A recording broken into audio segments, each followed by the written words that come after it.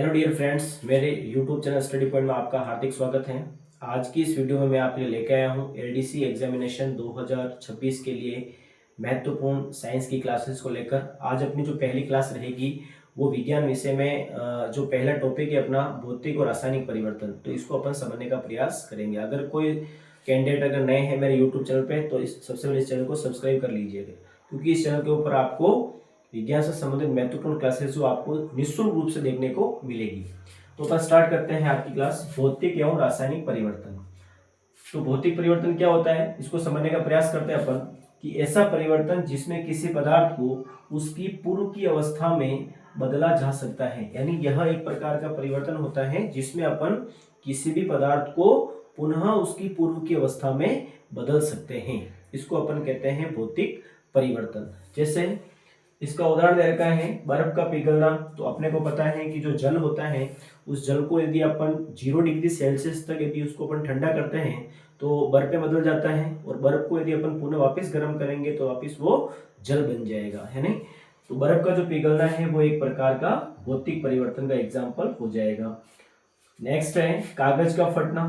तो जो कागज है अगर उसको अपन फाड़ देते हैं तो वो भी एक प्रकार का भौतिक परिवर्तन का उदाहरण हो जाता है। तीसरा उदाहरण है मोम का पिघलना, कि जो मोम होता है अगर उस मोम को अपन पिघला देते हैं तो उस पिघलाए हुए मोम से अपन चाहे जैसे वापस जो है मोम बना सकते हैं। तो ये भी एक प्रकार का भौतिक परिवर्तन का उदाहरण हो जाएगा। नेक्स्ट है कांच का टूटना।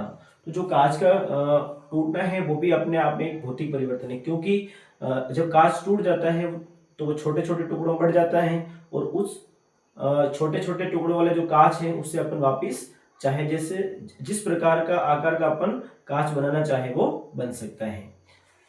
इस साइड ऑफ ब्रेन बॉक्स में रखा है कि भौतिक परिवर्तन उत्क्रमणीय होते हैं, यानी जो भौतिक परिवर्तन होते हैं वो रिवर्सिबल प्रोसेस होते हैं, यानी उनको अपन पुनः पूर्व की अवस्था में ला सकते हैं।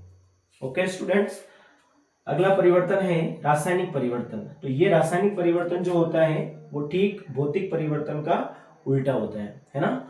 इसमें क्या है, ऐसा परिवर्तन जिसमें किसी पदार्थ को पुनः पूर्व की अवस्था में नहीं बदला जा सकता है, यानी किसी भी पदार्थ को पूर्व की अवस्था में अपन वापिस नहीं ला सकते हैं।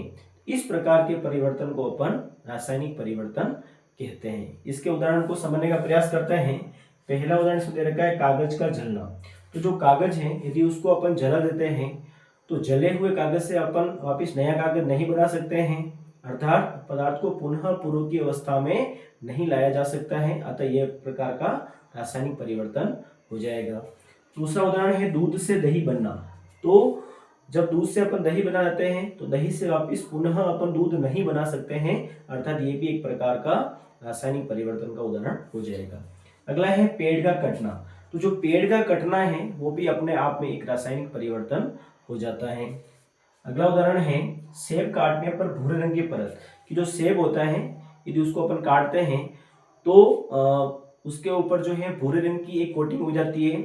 तो ये भी अपने आप में एक रासायनिक परिवर्तन होता है। फिर दे रखा है कि रासायनिक परिवर्तन अनुत्क्रमणीय होते हैं, यानी कि इनको अपन चेंज नहीं कर सकते हैं, पुनः पूर्व की अवस्था में नहीं ला सकते हैं। ओके स्टूडेंट्स, मिलते हैं अगली क्लास में। Thank you.